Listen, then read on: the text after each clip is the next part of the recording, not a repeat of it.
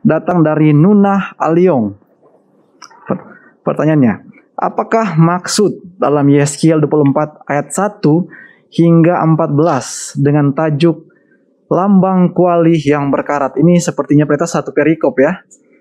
Yeskiel 24 ayat 1 sampai 14. Apakah kita bacakan keseluruhan Pendeta atau ada ayat-ayat khusus yang perlu? Mungkin kita tidak baca keseluruhannya, tapi kalau kita baca ayat-ayat ini nanti waktu kita ada waktu secara pribadi, ayat ini adalah merupakan suatu atau bahagian Alkitab ini, Yeskiel 24 ayat 1 sampai ayat yang ke-14 adalah merupakan suatu gambaran keadaan orang Israel yang diumpamakan sebagai kuali yang berkarat. Kuali yang berkarat. Mungkin kalau kita baca ayat 12 dan ayat yang ke-13, kita boleh memahami apa yang dimaksudkan dengan kuali yang berkarat yang tidak bisa untuk dibersihkan. Coba kita baca ayat yang ke-12 dan ayat yang ke-13. Aku bersusah payah dengan sia-sia, sebab karatnya yang tebal tidak mau hilang daripadanya, biar dalam api.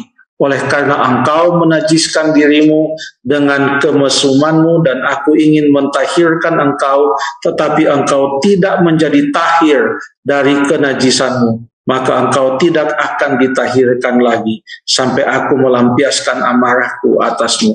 Jadi karat itu sudah begitu tebal, sudah begitu melekat pada kuali itu, sehingga diusahakan untuk dibersihkan pun tidak bisa dibersihkan.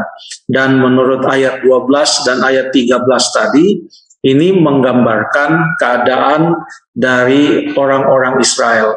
Yeskiel adalah seorang nabi yang Tuhan utus pada saat orang-orang Israel berada di dalam pembuangan. Kita tahu bahwa Raja Yoyakin, menurut Daniel pasal yang pertama, pada zaman Raja Yoyakin, itu kurang lebih tahun 605 sebelum Kristus, itu Daniel dan orang-orang muda dan banyak tawanan dari Yerusalem dibawa ke Babylon, diangkut sebagai tawanan ke Babylon.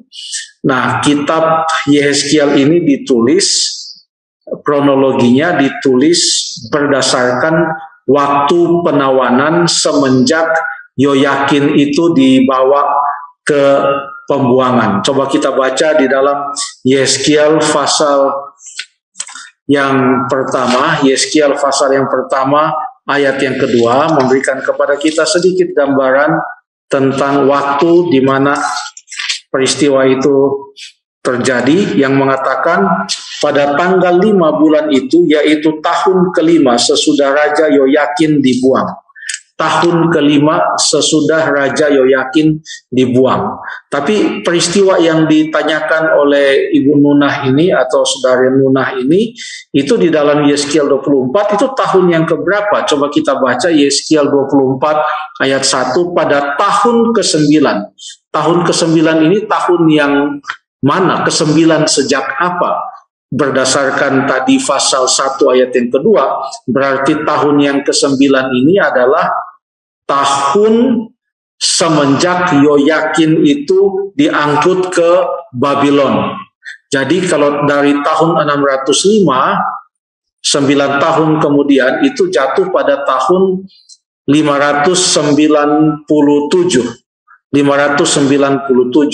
Dan pada suatu hari itu, kalau kita baca di Yeskiel pasal yang ke-24 ayat yang kedua, firman Tuhan datang kepada Yeskiel dan berkata, "Hai anak manusia, tuliskanlah tanggal hari ini. Ya, tanggal hari ini. Pada hari ini juga Raja Babel mulai menyerang Yerusalem."